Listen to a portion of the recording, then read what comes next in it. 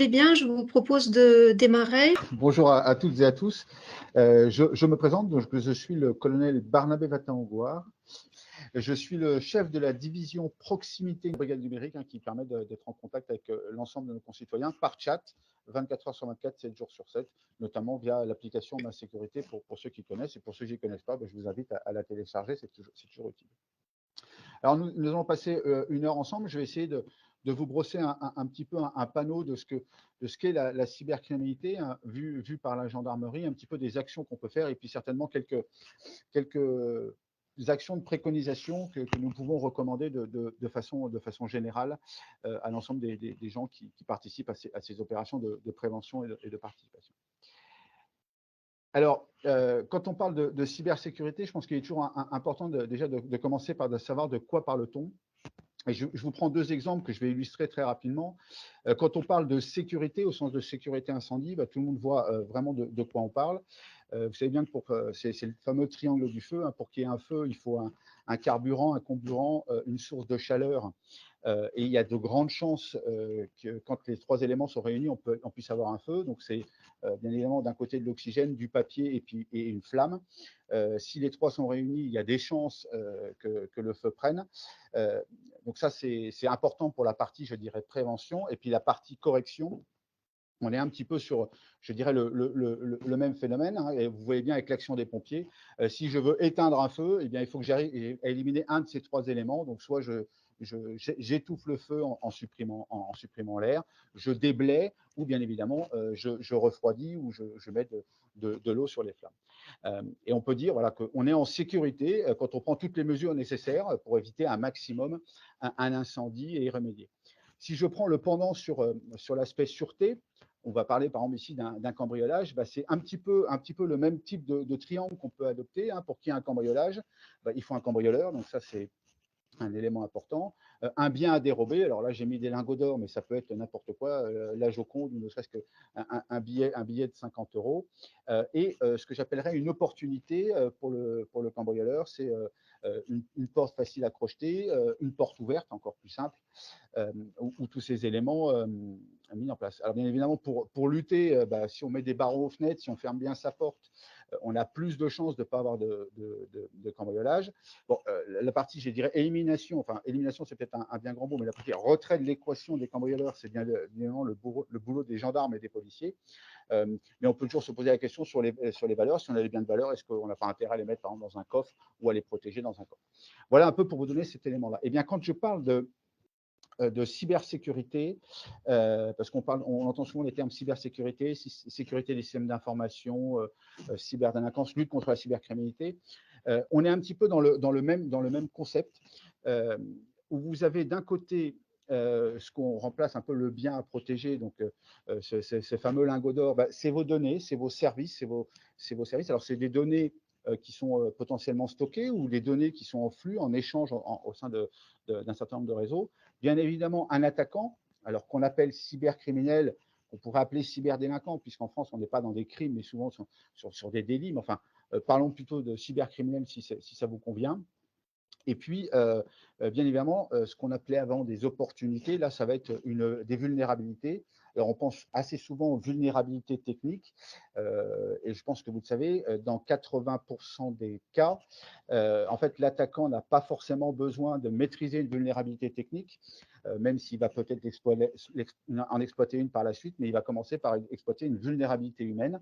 Alors, il ne s'agit pas de dire que les gens sont stigmatisés, c'est de leur faute, etc. Mais très souvent, c'est un clic, c'est une inattention, un partage d'une information qui ne devrait pas être partagée et qui permet à un attaquant de progresser. Et vous voyez que j'ai mis au coin des trois triangles un petit peu ce qu'on arrive à différencier entre la sécurité des systèmes d'information. Alors parfois on assimile la cybersécurité, ce qu'on appellera la cyberdéfense. Alors même si cette connotation est peut avoir une connotation un peu étatique et un peu militaire, mais en fait tout le monde est amené à faire de la cyberdéfense de ses propres systèmes d'information et la lutte contre les cybercriminalités, en faisant à chaque fois, si vous voulez, un peu ce lien entre, quand je fais de la sécurité des systèmes d'information, je m'intéresse à la fois aux données que j'ai à protéger et je regarde à combler maximum les vulnérabilités. Quand je fais de la cyberdéfense, je regarde comment l'attaquant a exploité ces vulnérabilités ou essaie d'exploiter ces vulnérabilités. Et quand je fais de la lutte contre la cybercriminalité, en fait, je regarde comment cet attaquant s'attaque en lui-même à ses données, à ses services. Et on aura l'occasion de le voir plus tard, vous verrez bien que les données et les services, c'est un petit peu l'or, l'Eldorado, je dirais, pour les cybercriminels. Donc, vous comprenez que nous, la gendarmerie, par nature, on est plutôt orienté sur la cybercriminalité. Et je vous ai mis en fait les 4 grands types d'infractions qu'on entend par cybercriminalité. Alors, le premier, dans un terme, excusez-moi, un petit peu barbare, qui s'appelle atteinte au stade. C'est l'atteinte au système de traitement automatisé de données. On va faire simple, les attaques informatiques en tant que telles. Alors, le terme est un peu barbare, mais c'est quand même un des rares termes qui a le mérite d'être en français dans ce monde de la cybersécurité, qui est en général très empreint de mots anglais. Et vous avez donc ces premiers éléments. Là, on est vraiment sur le système d'information, la donnée et la cible même du délinquant. Et en dessous, vous avez 3 types d'infractions. Bien évidemment, les escroqueries. Je pense que vous avez tous potentiellement reçu à un moment donné un mail qui vous propose une vignette critère, un réabonnement Netflix, peut-être une convocation du directeur général de la gendarmerie pour les pires maux de la terre. J'en vois certains sourire, donc je pense que certains l'ont déjà reçu. Et je reviendrai un petit peu sur cet aspect-là derrière. L'autre aspect, c'est les atteintes aux personnes, hein, qui est aidé, en fait, toujours véhiculé par l'accélération des réseaux. Alors, vous avez bien évidemment tout ce qui est haine en ligne, cyberharcèlement, etc., incitation à la haine, et puis éventuellement promulgation de fausses informations, et puis bien évidemment les choses un peu plus terribles, je dirais, notamment tout ce qui est lié à la pédocriminalité, bien évidemment. Et puis enfin, tout ce qui est trafic illicite, essentiellement trafic illicite sur le darknet. Trafic illicite qui sont de façon assez globale, je dirais, alors je ne veux pas stigmatiser, c'est un peu l'Amazon du crime, où voilà, sur le darknet, vous retrouvez à peu près tout ce que vous pouvez trouver en produits illicites, que ce soit des médicaments, des contrefaçons, des armes, des stupéfiants, et parfois des choses un peu plus dramatiques, bien évidemment, quand il s'agit de trafic de personnes, notamment dans le cadre de prostitution, de proxénétique ou de pédocriminalité. Voilà un petit peu pour vous brosser ce détail. Ce qui est assez important dans cette notion de cybercriminalité, je ne sais pas si en fait on en a tous conscience, mais c'est peut-être la première fois de l'histoire que l'intégralité de nos concitoyens ont été victimes au moins une fois d'une tentative d'un de ces faits. Et effectivement, je pense qu'il n'y a pas un citoyen, à partir du moment où il est connecté à Internet, qui n'a pas reçu à un moment donné, que ce soit un mail, un SMS, voire on peut parler parfois de coups de téléphone, qui ne soit pas une tentative d'escroquerie. Alors pour, voilà, comme je l'évoquais, les vignettes critères, Netflix, ou avant les périodes de Noël, les fameux colis Chronopost ou Amazon que vous n'avez pas reçus et qu'on vous demande de payer pour le recevoir. Je vais rentrer un petit peu plus dans le détail de l'état de la menace. Alors, quand on… oui, vous me voyez toujours, oui. Quand on parle de l'état de la menace, je vous ai donné un chiffre qui peut paraître comme ça un peu anodin. Le mois le plus chaud de l'année, alors pas forcément en température, mais en termes d'attaques que nous avons recensées au sein de la gendarmerie, c'était en 2022, c'était le mois de juillet, où rien qu'en gendarmerie, nous avons eu 54 plaintes d'entreprises et 24 plaintes d'administration. Alors, administration, on est assez souvent collectivité territoriale et disons, établissement de santé, hein, pour faire simple, ce qui représente un chiffre assez conséquent de plaintes, et à chaque fois pour les fameux rançongiciels dont tout le monde entend parler. Pour montrer que voilà, la menace est présente, hein, 54 plaintes sur l'ensemble de la France. Alors, des entreprises de toute taille, de tout secteur. Hein. On a aussi bien une entreprise qui fabrique des vélos, un bureau d'études, une étude de notaire, même enfin, voilà, pour vous dire que c'est voilà, une station de ski. Pendant l'été, une station de ski, vous m'entendez bien. Et ce qui est intéressant, c'est de le mettre un petit peu en parallèle avec ce chiffre, alors qui est un chiffre qui a été calculé par le service central de renseignement criminel de la gendarmerie nationale, avec quelques études de victimologie, etc., qui nous fait penser qu'une personne victime d'une attaque ou d'un fait de cybercriminalité sur 250 porterait plainte. Donc, vous voyez qu'on est vraiment sur potentiellement un énorme chiffre noir. Alors, c'est peut-être pas 250, c'est peut-être 125, me direz-vous, mais on sait que vraiment, il y a vraiment une difficulté en la matière. Et je vous présente un peu le chiffre. Alors, avec un petit jargon, excusez-moi, la section J3, en fait, c'est une section particulière du parquet de Paris qui est en charge d'une grande partie de la partie cybercriminalité, notamment des rançongiciels. Et vous voyez qu'en 2022, alors là, ça regroupe les chiffres police et gendarmerie, 600 enquêtes ont été ouvertes pour des attaques par rançongiciel. 600 enquêtes ont été ouvertes, 400 pour attaques par rançongiciel, alors qu'en 2019, c'est-à-dire seulement 3 ans plus tôt, nous n'avions que 19 enquêtes sur ce phénomène en France. Vous avez à côté le chiffre de 6 000 milliards. Alors, c'est une estimation qui pourrait prêter à confusion, parfois de 8 000 milliards. Bon, j'ai préféré prendre le plus petit, mais c'est ce que coûte la cyberdélinquance au niveau mondial. Alors, quand je mets ce chiffre-là, il y a bien évidemment toute la partie qui est liée à la cybersécurité. Je me prémunis de potentielles attaques, donc c'est toute la mise en place de la sécurité des systèmes d'information. Vous avez également tout ce qui est lié aux coûts, pertes, je dirais directes, liées voilà, à une cyberattaque où je n'ai plus la capacité de produire, je suis potentiellement en train de perdre de l'argent. Et vous avez ce qui est estimé à peu près à 1 500 milliards, les revenus de la cybercriminalité. Donc vous voyez qu'on est sur le PIB d'un certain nombre de grands pays, je dirais. Et sur ces 1 500 milliards, gardez à l'esprit qu'en gros, la moitié, c'est la partie qui est lié au trafic divers et variés, trafic illicite sur Internet. Alors, certes, ça représente une somme importante, mais je dirais que ce n'est qu'un chiffre d'affaires. On n'est pas sur une notion de bénéfice pur. Il faut bien acheter les matériels, etc. Je suis dans des entreprises qui parlent de logistique. Il y a du stockage potentiellement. Et quand on regarde la partie rançon en tant que telle, elle était estimée en 2019 à 1 milliard. Et les derniers chiffres qui sont sortis, c'est une étude du FBI qui a été faite au niveau mondial, on serait plutôt sur 500 millions. Donc on voit bien que la rançon en tant que telle n'est pas forcément le but premier, enfin, ce n'est pas forcément ce qui rapporte le plus. Et en fait, ce qui vous manque, enfin, l'autre moitié, je dirais, du gâteau, c'est la revente de données, que ce soit des données à caractère personnel, des données du secret des affaires, ou des données de la propriété intellectuelle. Et c'est vraiment ça qu'il faut avoir en tête, c'est la mine d'or pour les cybercriminels, c'est cette notion de vol de données. Quand on prend l'exemple d'un rançongiciel, c'est ce qui est en général le plus frappant parce que une entreprise, une entité se retrouve bloquée, d'un coup bloquée, mais au final, on ne voit que, je dirais que la partie émergée de l'iceberg, on ne voit que la fin de l'attaque, pour lequel on va vous demander potentiellement une rançon, et je reviendrai peut-être un tout petit peu après sur les rançons.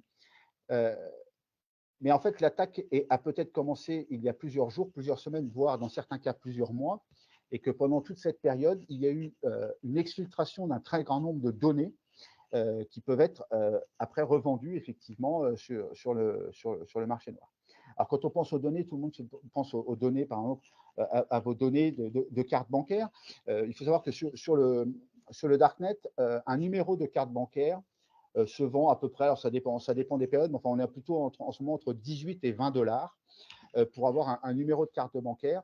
Alors, pourquoi c'est si peu cher? Parce qu'au final, c'est une donnée qui est assez, je dirais, éphémère. À partir du moment où la personne se rend compte qu'il y a une première opération, vous avez une possibilité d'opposition et en fait, le numéro de carte bancaire n'a plus de valeur. Maintenant, si vous prenez une autre donnée qui nous est assez chère en France, c'est notre numéro de sécurité sociale, par exemple, et qui dit numéro de sécurité sociale dit potentiellement accès à l'ensemble des services France Connect, pour peu que je trouve le mot de passe qui est associé. Ce numéro s'échange entre 200 et 300 dollars pour la bonne et simple raison que c'est un numéro qui, de toute façon, n'est pas régénérable. Voilà, vous avez un numéro de sécurité sociale, ça sera votre numéro de sécurité sociale jusqu'à la fin. Et je prends l'exemple de France Connect parce qu'il est toujours intéressant de matérialiser un peu ce qu'on a avec France Connect. France Connect, je pense que vous voyez, on a accès aux services de la sécurité sociale, aux services d'impôts, potentiellement aux services de votre commune de rattachement, de votre commune de naissance, etc. Et que la connaissance de cet élément, numéro de sécurité sociale et mot de passe, peut générer le début, je dirais, des ennuis pour un certain nombre d'entre nous. Vous arrivez, par exemple, sur votre site de sécurité sociale, vous avez votre numéro de compte en banque, le l'IBAN, alors dont 8 chiffres sont masqués et remplacés par une croix. pour le cybercriminel, ce n'est pas forcément gênant, puisqu'il suffit, avec les mêmes identifiants, de se connecter, par exemple, sur votre compte des impôts, où vous avez aussi votre numéro, et il se trouve que les 8 chiffres qui sont marqués ne sont pas les mêmes. Donc, vous êtes capable, au final, de retrouver le numéro d'IBAN d'une personne. Avec ce, voilà. Avec ce numéro d'IBAN, eh ben, je suis capable de faire un RIB. Et avec un RIB, je veux commencer à faire pas mal de choses. Pour peu que j'ai fait une démarche en ligne, peut-être sur servicepublic.fr, je ne sais pas, de changement de bureau de vote. À un moment donné, j'ai potentiellement envoyé une copie de ma carte d'identité, et j'ai donc un RIB, une copie de carte d'identité. J'ai votre dernier avis d'imposition, donc j'ai un RIB, une copie de carte d'identité, un justificatif de domicile, et je peux commencer à faire un certain nombre d'escroqueries en votre nom.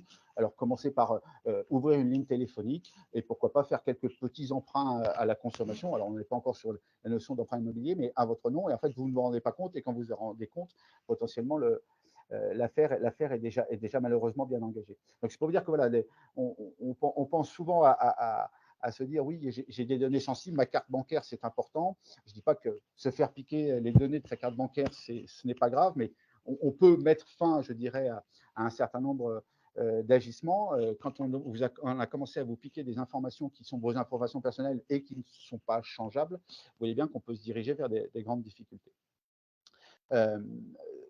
Je dirais que c'est un peu le pendant de ce que vous avez à droite. On dit souvent, voilà, globalement, tout ça, c'est assez peu pris en compte.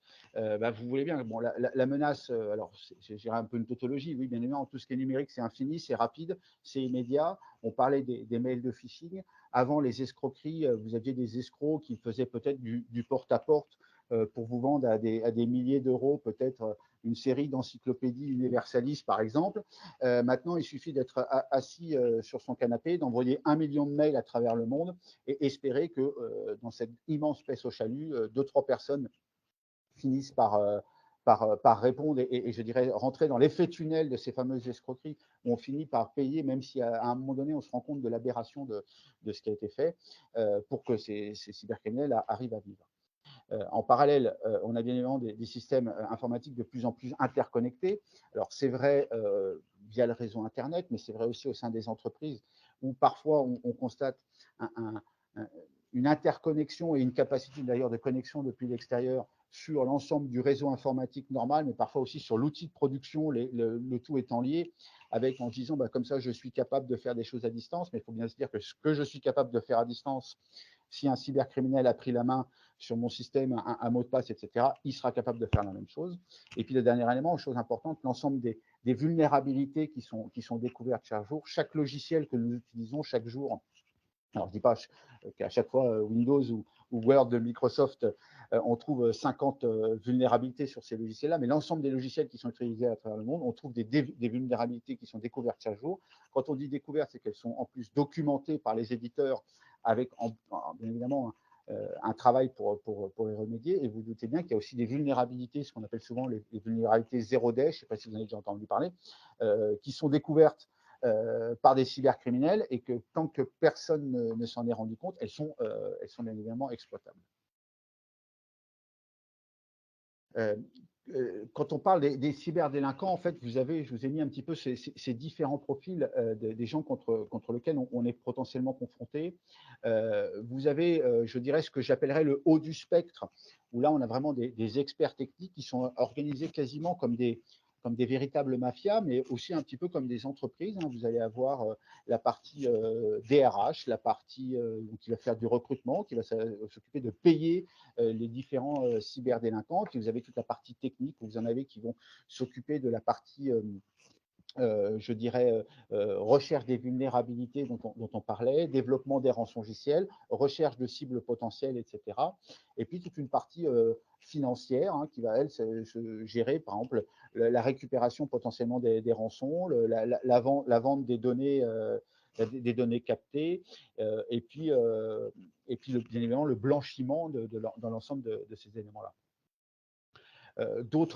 Un autre groupe qu'on appelle un peu les réseaux d'opportunistes, donc eux sont assez, je dirais, recentrés sur une pratique. Alors vous avez malheureusement ce qu'on appelle les pédocriminels, où ça c'est un vrai sujet et également un vrai sujet où voilà, on peut entendre parler de choses dans les médias, mais c'est vrai que sur le darknet, c'est quelque chose qui pullule de façon impressionnante. Et tout ce qui est commerce illicite, voilà, où plutôt que d'ouvrir mon échoppe dans la rue où j'aurais pignon sur rue, je l'ouvre sur Internet, notamment quand il s'agit d'ouvrir des choses illicites. Vous avez après ce qu'on peut appeler les activistes en ligne. Alors c'est quelque chose qu'on avait un peu tendance à oublier, mais dans un contexte voilà, de conflit mondial un petit peu latent ou de, je dirais, de polémiques sur l'organisation d'un événement sportif par certains pays, vous avez un certain nombre d'activistes qui peuvent vouloir agir, soit pour faire de la manipulation d'informations, soit pour faire de l'espionnage, soit pour essayer de déstabiliser un petit peu l'organisation d'un événement ou d'une structure. Et puis, il ne faut pas se voiler la face, hein, potentiellement, des États étrangers, des puissances étrangères au sens large, qui, a priori, ne figurent pas parmi nos alliés et qui, elles, peuvent viser une déstabilisation assez globale de l'ensemble d'une organisation, peut-être même d'un État. Si je reviens un petit peu du coup sur la partie qui peut nous intéresser, vraiment la partie cybercriminelle, en fait, vous avez ce que j'ai évoqué, le haut du spectre, où on est très bon techniquement et très bien adapté. Vous avez ce que j'appellerais le délinquant de base, qui est lui plutôt orienté sur l'escroquerie. Alors, vous avez l'escroquerie mal faite, mais vous avez remarqué que de nos jours, les escroqueries sont de mieux en mieux faites. On n'est plus sur un pauvre dessin assez mal fait, on est sur quelque chose d'assez structuré avec de moins en moins de fautes d'orthographe. Au début, souvenez-vous, on avait essentiellement des escroqueries qui étaient tournées sur les opérateurs téléphoniques, sur les banques, avec un problème de rentabilité, puisqu'il y avait quand même une chance non négligeable que ce ne soit pas votre banque qui vous écrivait. Et c'est pour ça qu'on a vu fleurir assez récemment, notamment en lien avec ce que je vous évoquais tout à l'heure sur France Connect, toutes ces escroqueries liées par exemple au compte Amélie, puisque statistiquement tout le monde a bien un compte Amélie et que on peut être amené à cliquer parce qu'on nous demande de renouveler notre fameuse carte vitale de 3e génération, etc. Et au milieu, vous avez ce qui se développe un petit peu, des délinquants un peu multicartes, qui sont en fait déjà des délinquants, je dirais, par nature, qui n'ont pas forcément les compétences techniques nécessaires, peut-être un socle de base, mais qui utilisent maintenant ce qui se fait beaucoup, de tout ce qui est ce qu'on appelle le crime as a service. C'est on va sur le darknet et on achète des outils tout faits qui pour espionner quelqu'un, qui pour saturer un réseau par attaque par déni de service. Donc, c'est-à-dire qu'on a des centaines de milliers, voire des millions de connexions qui arrivent au même moment sur un serveur et ils font tomber le site internet ou le serveur, ou acheter un rançongiciel quasiment clé en main. Donc, vous voyez, on a un petit peu cette granularité dans la criminalité qui n'est pas sans poser de difficultés. Je reviens un petit peu sur ce que j'évoquais tout à l'heure. Vous avez donc, en gros, je pense compris, et d'ailleurs c'est peut-être ça dont vous avez été potentiellement victime de moins de tentatives, 3/4 de ce que nous constatons, ce sont les escroqueries. Donc c'est vraiment le cœur du sujet, et vous voyez un petit peu une répartition un petit peu tout autre. Alors on n'a pas mis, entre guillemets, la partie, dans ce camembert-là, la partie trafic illicite, puisque là, on parle bien des plaintes. Or, vous le comprendrez, j'espère aisément, on a rarement des plaintes pour trafic illicite. Rarement, quelqu'un nous dit que ce qu'il a acheté illégalement sur le darknet ne correspond pas au produit initial. Et donc, c'est bien que des enquêtes d'initiative que nous faisons de ce côté-là. Ce qui est intéressant, c'est de voir, voilà, vous voyez en dessous un peu la répartition en fait des victimes que nous constatons. Alors, il est vrai que ce chiffre, on voit que le gros des victimes, ce sont les entreprises. Ce chiffre paraît effectivement très important. Je pense qu'il est surtout important de comparer que l'entreprise est bien évidemment beaucoup plus victime que le particulier. Ça, c'est quelque chose qui peut donner du sens en termes de comparaison. Mais si je prends les administrations où on a essentiellement les collectivités territoriales et je dirais les établissements de santé ou tout ce qui est, je dirais, parapublic, etc., ça peut être des crèches ou des choses comme ça, on est sur un chiffre 15% qui semble représenter assez peu, mais c'est 15% par rapport à, je prends les 35 000 communes, je prends quelques entités, peut-être 15% là où on a 50 000 entités, Là où pour les entreprises, on a 72% des victimes qui sont des entreprises, mais pour plus de 4 millions d'entreprises à travers la France. Là, je vous ai remis un petit peu le panorama de l'intégralité des menaces à laquelle vous pouvez être confronté. Alors, c'est un classement qui a été fait par l'agence européenne, l'équivalent de l'Agence nationale de sécurité des informations, donc l'ENISA, qui est au niveau européen, avec une probabilité, je dirais, d'occurrence. Et on voit que le rançongiciel arrive assez tardivement. Donc, ça veut dire que ce n'est pas la menace la plus prégnante en termes d'attaque, l'attaque réussie, mais c'est vrai que c'est souvent la menace à laquelle on pense le plus parce que c'est celle qui marque le plus. Il faut savoir que comme rançongiciel, nous avons actuellement une attaque par rançongiciel toutes les 11 secondes tentée pas en France, dans le monde.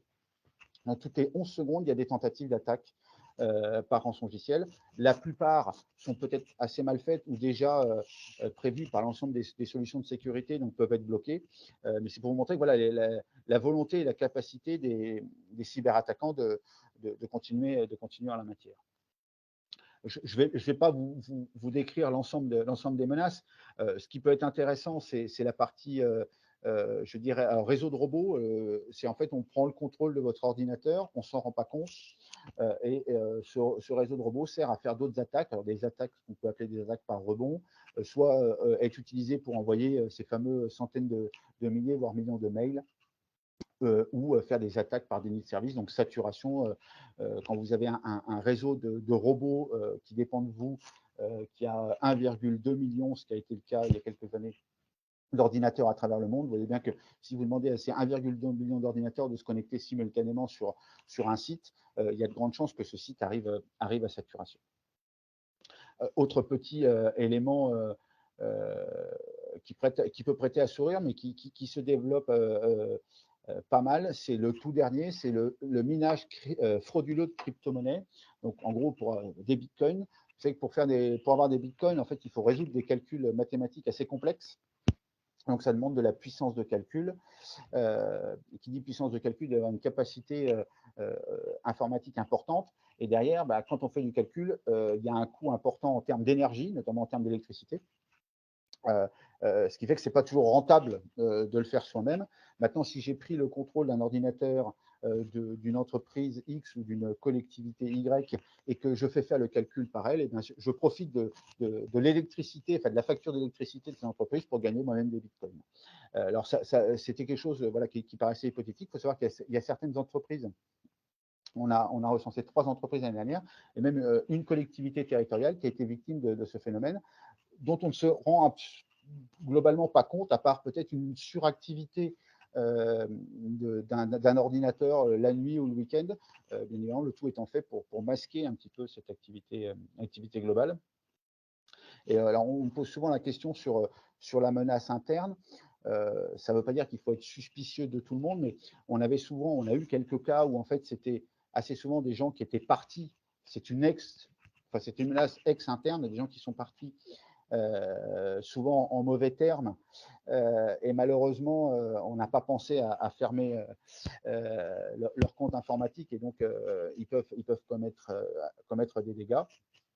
On n'est pas à l'abri non plus de penser que cette menace interne puisse se caractériser dans une volonté peut-être, je dirais, pourquoi pas activiste ou militante sur un sujet ou un autre, hein, sans vraiment prendre de parti, avec une capacité là, je dirais, assez simple d'être déjà dans un système d'information. Je vous broche assez rapidement des prévisions sur l'avenir, surtout sur des prévisions qui peuvent paraître un petit peu inquiétantes.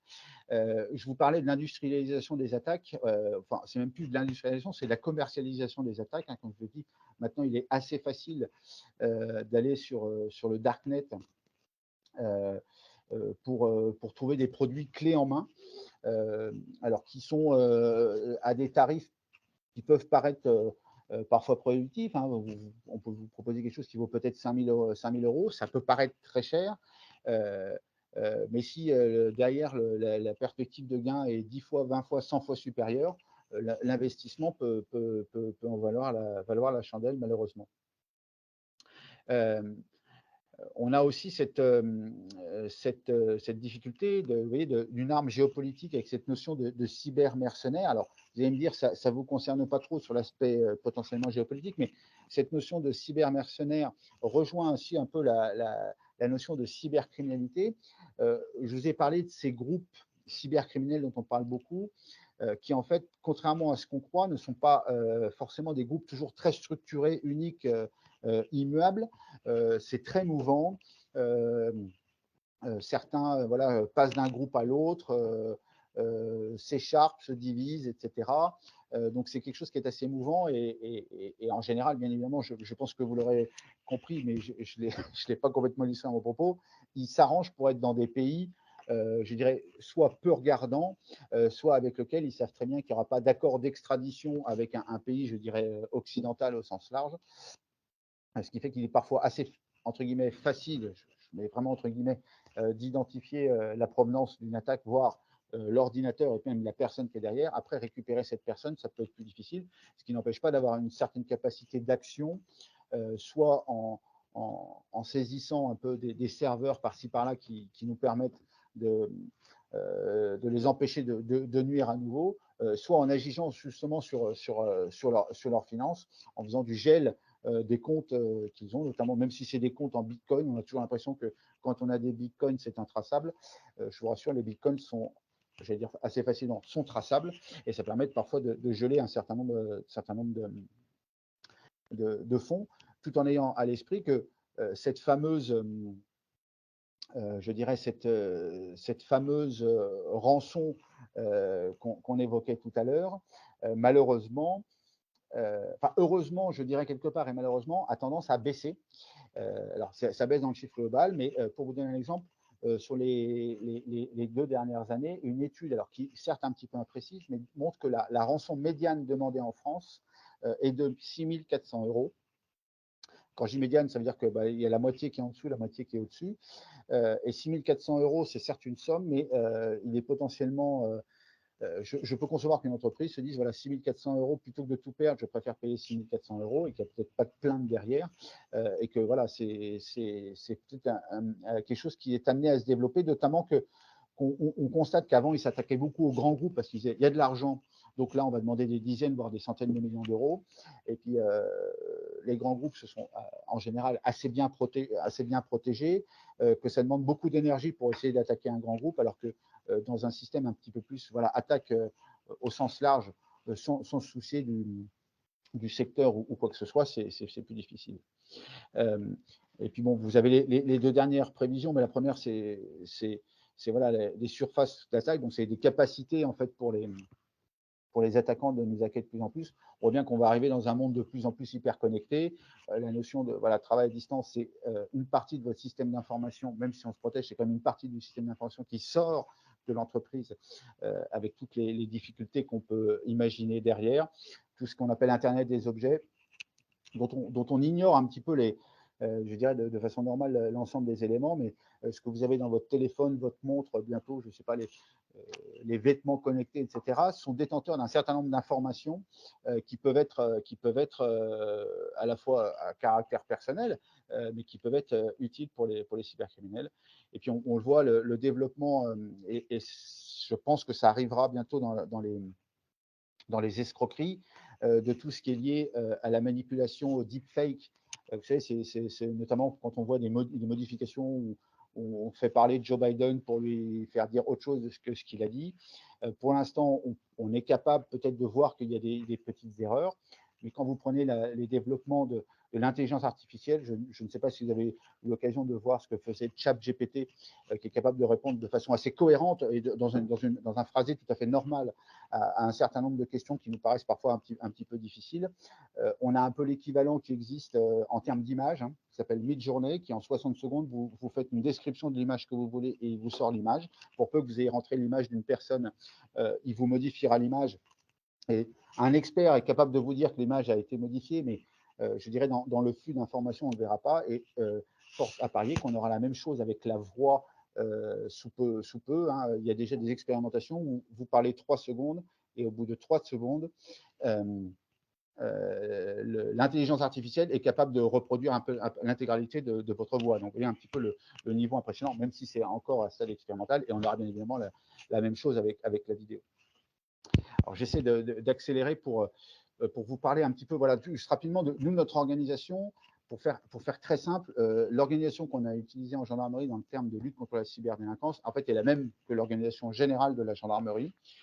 Et on est un peu sur le principe des poupées russes. Alors, c'est peut-être pas le bon terme, les poupées russes, enfin, le principe de subsidiarité. Tout commence, bien évidemment, dans une brigade où vous allez avoir des gendarmes. Il y en a 8700 cyber-enquêteurs à travers le territoire, des gendarmes qui sont déjà capables de prendre en compte les premiers éléments. Et en fonction du niveau de difficulté auquel ils sont confrontés, soit parce qu'il y a une difficulté technique dans l'enquête, soit que l'enquête peut être complexe ou l'enquête risque d'être longue, eh bien, on peut monter au niveau du département, de la région, et voire au niveau national, ici, comme on est au COM Cybergendre. On s'appuie, comme vous le voyez sur la droite, sur des cyber-réservistes qui nous permettent d'avoir déjà des échanges avec des gens qui, quand ils sont réservistes, sont gendarmes, mais dans la vraie vie, sont peut-être directeurs des services informatiques d'une entreprise, d'un hôpital, etc. Donc, d'échanger et de se maintenir à un certain niveau de connaissance d'un écosystème qui n'est pas forcément naturellement notre écosystème. Et d'un autre côté, un appui, alors les gens me posent souvent la question, appui géogène ou appui régional. On est là dans l'appui à la gestion de crise avec une capacité, je dirais, de négociation. Alors, quand on dit négociation, on va dire, ben, vous négociez la rançon avec les cybercriminels. C'est pas le but. On ne peut pas empêcher une entreprise qui a envie de payer. Si on peut, par la négociation, réduire le montant de la rançon, pourquoi pas. L'idée est bien que quand on négocie avec les cybercriminels, comme je l'ai évoqué, l'attaque est souvent là depuis 3 mois. Et au final, le seul moment où on a un lien avec le cybercriminel, c'est au moment de cette négociation, entre guillemets, de la rançon, et qui nous permet de gagner du temps pour faire des investigations techniques et éventuellement parfois, alors ça devient malheureusement de plus en plus rare, mais d'être capable de trouver les clés de déchiffrement pendant le temps de ces négociations, et surtout l'insister à nous dévoiler un peu plus d'informations sur lui et éventuellement l'inciter à commettre des erreurs et le pousser à la faute. Nous, on s'inscrit aussi dans ce domaine-là, dans ce qu'on appelle le principe de la prévention des derniers kilomètres.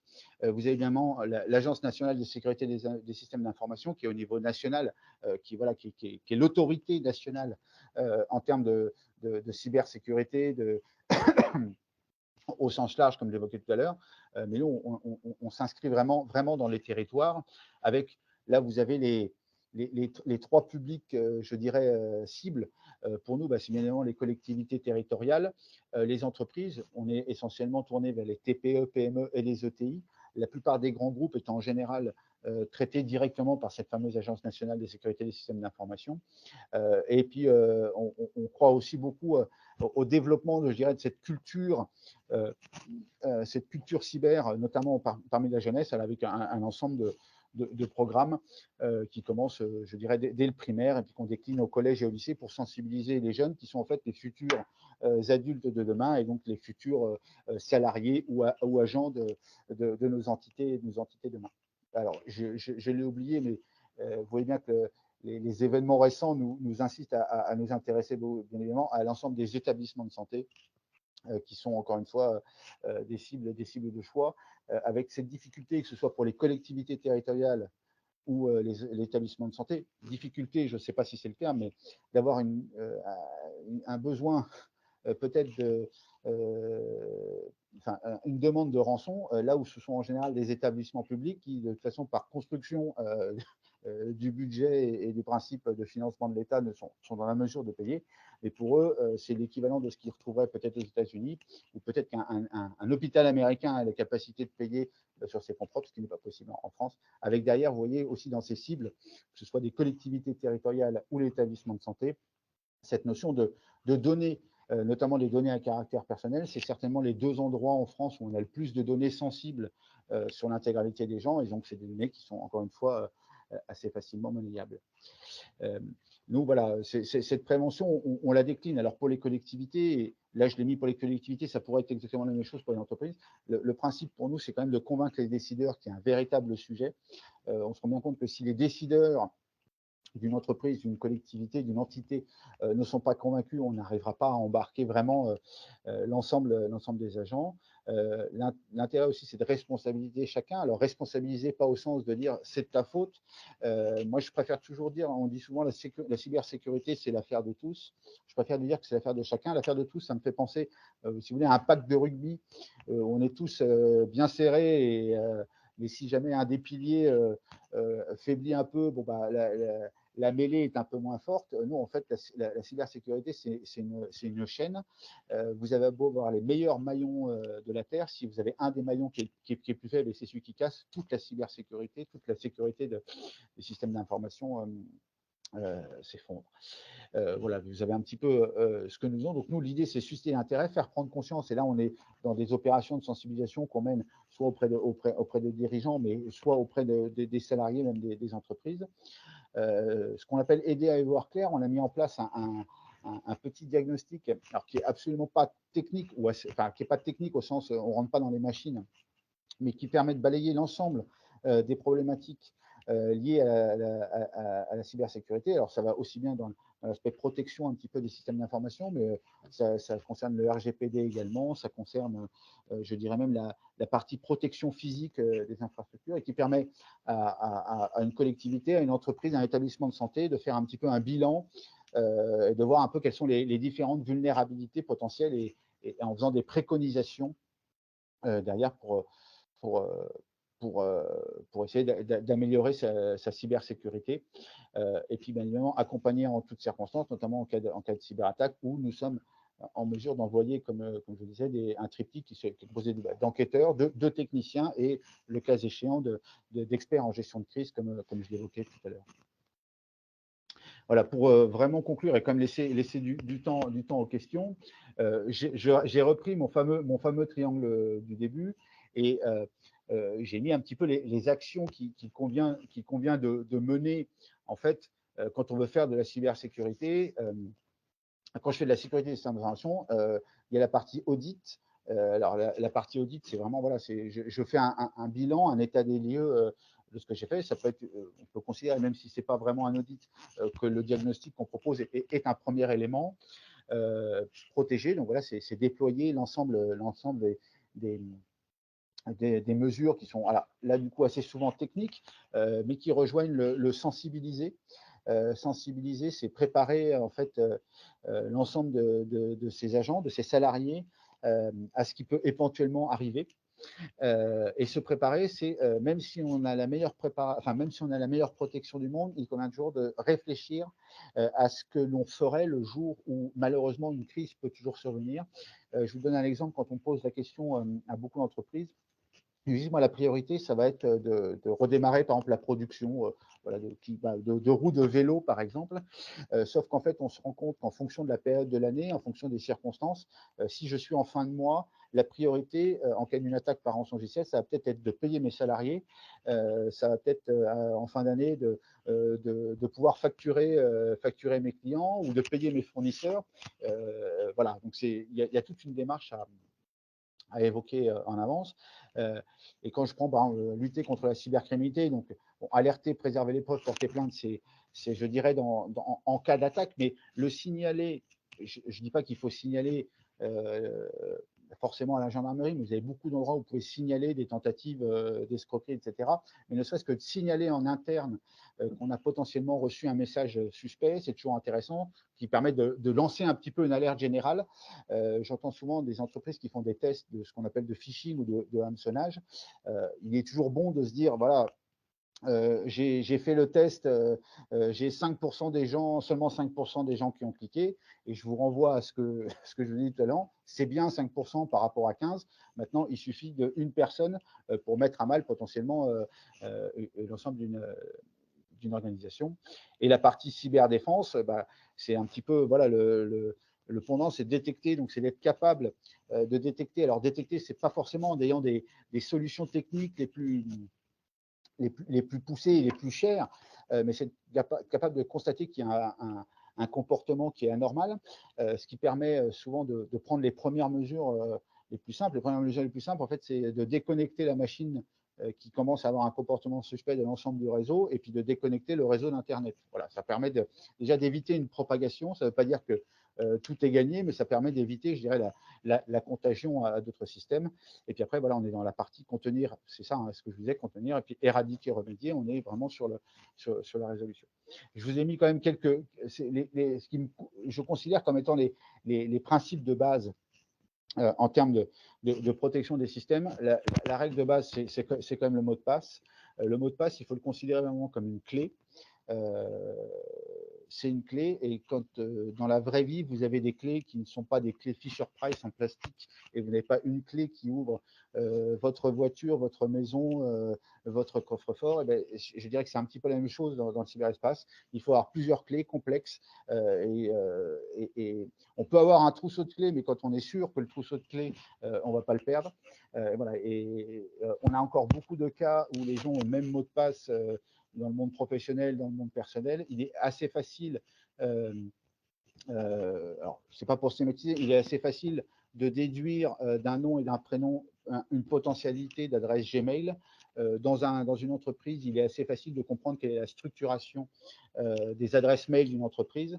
Et vous voyez bien que à force de tester, si c'est le même mot de passe et que j'ai réussi à récupérer le mot de passe d'une boîte Gmail, j'ai potentiellement la capacité de récupérer le mot de passe d'une autre entreprise.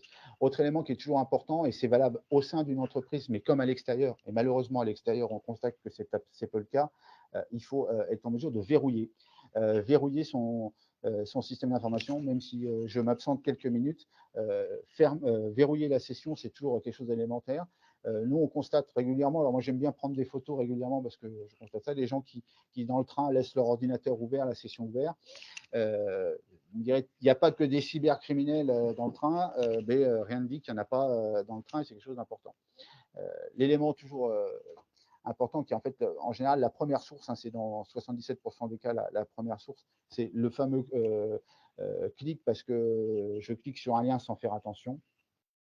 L'élément bien évidemment indispensable pour se prémunir de quelque chose en cas de cyberattaque, c'est d'avoir fait des sauvegardes qui doivent être à la fois régulières et bien évidemment déconnectées du réseau, mais des sauvegardes aussi qui doivent être testées. Je dirais que c'est parfois un peu la loi de Murphy. On peut avoir les meilleures sauvegardes du monde qui sont bien déconnectées du réseau. Si on ne les teste pas régulièrement et que le jour où on en a besoin, on se rend compte qu'en fait, ça n'a jamais sauvegardé ce qu'on voulait, ça n'améliore pas les choses. Et puis, la dernière partie, où vous avez cette petite réunion, en fait, c'est réfléchir un petit peu à l'avance alors, ce n'est pas la peine de faire, comme je le disais souvent, un plan qui fait 700 pages, parce que de toute façon, personne ne le ligira jamais, mais réfléchir un petit peu quelle serait la structure qu'on adopterait, quelles seraient nos priorités en cas de difficulté. Et bien évidemment, en cas de difficulté, que ce soit en amont ou après, alors le 17, c'est plutôt qu'en cas d'urgence. Hein, donc, si vous êtes victime d'une cyberattaque, n'hésitez pas à prévenir les policiers et les gendarmes, parce que j'ai toujours, si vous ne l'appelez pas avant, enfin, si vous ne nous appelez pas, c'est sûr qu'on ne viendra pas. Ça, c'est une évidence. Mais ne pas hésiter à prendre des conseils en amont. Alors, en allant par exemple sur le site cybermalveillance.gouv.fr, qui est rempli de mines d'or, qui est une mine d'or en termes de conseils, et qui sont en plus écrits de façon tout à fait compréhensible de tous. On n'est pas sur de la documentation très technique.